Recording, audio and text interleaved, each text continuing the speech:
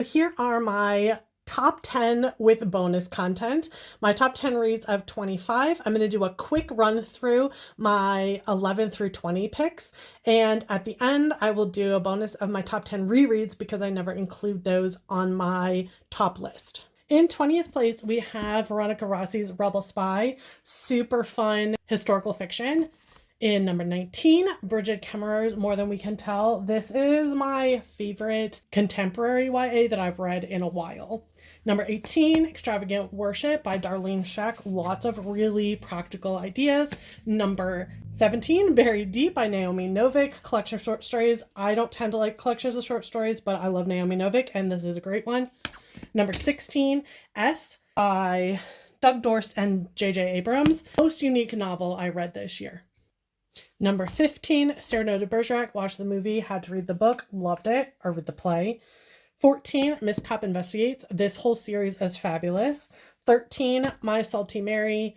The asides, the humor, the ridiculous puns, total winner. Number 12, Glorious Rivals by Jennifer Lynn Barnes.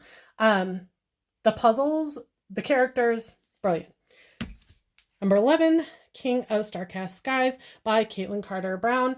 End of an epic duology. Go read it. Now on to the top 10. In number 10, Into the Abyss by Hayley Reese Chow. I had the pleasure of being on several of her street teams. This finishes her Into the Churn trilogy. There is a follow-up novella, but this ends the main trilogy. And high stakes, beautiful friendships, a lovely romance, just a great sci-fi adventure fantasy. I guarantee you will like this if you like exciting stories with great characters. Number 9, Dear Miss Kopp by Aimee Stewart. This is part of the Kopp Sisters series. I blew through this entire series. I loved every minute of it. It is a historical fiction. This is during World War I, and it is based on a real family, but brings in a lot of other things to fill in blanks where we don't know much. They're fabulously written. This is an epistolary novel, so I love that she played with format in some of the different books. And if you like a good historical fiction, this series, I cannot recommend it highly enough. I have been pushing it on everybody since I started reading them. Number 8, My Dear Mr. M by Ellen Montgomery. If you have been wanting to get into the world of Ellen Montgomery, the author of Anne of Green Gables, many other novels, short stories, poems, she also has extensive journals, and they can be very daunting. This is a great little snapshot into her life writing, her letters to G.B. Macmillan, and it's almost like a very condensed version of her journals. You really get her personality, her descriptions, and the whole story around her fight with her publisher, which blew my mind. Number 7, Plain Jane and the Mermaid. I really enjoy Vera Brosgol's storytelling. This, I didn't know what to expect, and I loved every second of it. It was a fabulous story. You have all these fantasy elements, but mostly it is a story of Plain Jane finding her place and her value and her worth. And the storytelling, the art, beautiful. Number 6, Holier Than Thou by Jackie Hill Perry. I stumbled across Perry on Instagram and really have enjoyed the little devotional thoughts that she shares there. Decided to go find one in the book. This is all focused on how knowing God is holy can actually give us the confidence to trust him in everything. Very accessible, but very grounded in scripture. Definitely recommend that. Number 5, The Divided Earth. Actually, this whole trilogy, but I picked one of them.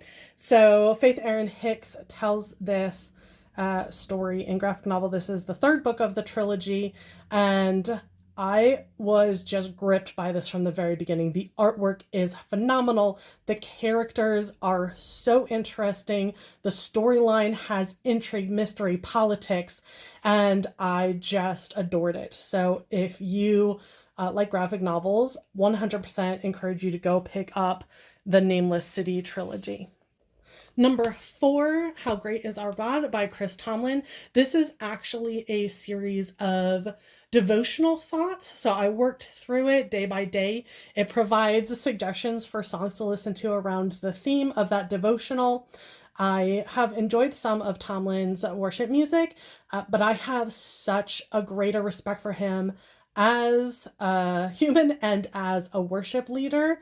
After reading this book, it was just really, really good and really great, whether you're a worship leader or not, a way to remind yourself that worship is something we do every day in everything we do, not just on Sunday morning. And then number 3, we had Sunrise on the Reaping by Suzanne Collins. I will head back into the world of the Hunger Games any day, but getting to see Hamish's story, we know enough of it to kind of know where some of the beats are going, and yet this was still just a stunning book from Collins that is so relevant to our world today, and definitely may actually be my favorite of the entire Hunger Games world novels. Coming in at number 2 and number 1 were rough, is What Comes of Attending the Commoners' Ball by Elisabeth Aimee Brown. I picked this up because of the title, and I think there was some special going on, and absolutely fell in love. I went and found Elisabeth on Instagram, and now I am in a book club, an online book club with her and some other lovely kindred spirits. And this book is funny, so funny. It is charming. The characters are fabulous. The prince gives the main character a basket of cheese and bread to woo her, and I think that guys might get further if they would take that cue. I love the characters. I loved the light fantasy aspect of it. It feels like every fairy tale, and yet a whole brand new fairy tale. I want a fuzzy pig for myself. I helped out with the Kickstarter campaign for her second book, and if you just want a really great fairy tale or just a really great book, please go read this. And number 1 was An Enchantment of Ravens by Margaret Rogerson. My mom and I listened to this audiobook on a road trip, and we just fell in love with this story. We were both cracking up. It was so moving. It is such a rich world. The characters, like, I can't even say enough about the characters. They are so vibrant. It went twisty places we didn't expect. The slow development of the relationship between the two main characters is so fabulous. I know I am late to the boat. I've heard so much about how good this was, and I didn't believe it, and now I do. And if you have not read it, you should go and read it, and I want to read everything else that she has written. So this was my number 1 pick for 2025. And now my quick fire top 10 rereads. Coming in at number 10, The Blue Castle, mostly because, I mean, I love The Blue Castle, don't get me wrong, but this edition is absolutely gorgeous. Love this book. Number 9, Cinder and Ella. I keep coming back to this, my favorite contemporary YA of all time. Love it. Number 8, I hadn't come back to Daddy Longlegs in a long time. Some stuff doesn't hold up as well, but Judy's perspective on life and her snark, eternal. She and Aunt Shirley would be the best of friends. Number 7, Heartless by Marissa Meyer. This is like a prequel to Alice in Wonderland that explains how the Queen of Hearts became how she is. Heartbreaking, yes, but such a lovely book. Number 6, Ella Minnow P by Mark Dunn, a novel in letters. The island where this is set starts removing letters from the alphabet, and the characters have to figure out how to fight against the censorship that ends up developing over this. Number 5, The Goose Girl by Shannon Hale. I reread this as part of our book club, and I forgot how dark it was, but also how rich a world Hale develops here.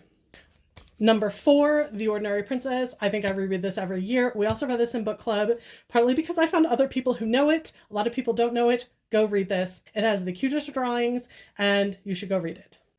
Number 3, Tuesdays at the Castle by Jessica Day George. This was another book club read. I hadn't read it in a while, and I just fell in love with this world over again. I fell in love with Celia all over again, and a castle that rearranges itself is hysterical to me. Number 2, Ella Enchanted. I had been wanting to reread this. This was another Enchanted book club read, and this book is so much fun. If you only know this story from the movie, you don't know anything about this story. You should go read the book. It's 100 times better than the movie, and it's just a fabulous book, so go read it. And then my number one is actually another trilogy. I pulled out the second one because I do love the second one. This is the Stoneheart trilogy by Charlie Fletcher. The first one is Stoneheart, the second one is Iron Hand, and the third one is Silver Tongue. This starts as a middle grade, but it gets really dark. But I love this world. Basically, in London, all of the statues come to life at night. You have good statues, you have bad statues, and you have these two kids who end up falling into this kind of slightly alternate dimension where they can now see all of this and are caught up in everything that's going on. The world building on this is incredible. I love this series. I was afraid it wouldn't hold up. It's been a long time since I read it, but I absolutely adored it. So that was my top 10 plus bonus. What were your favorite reads of last year?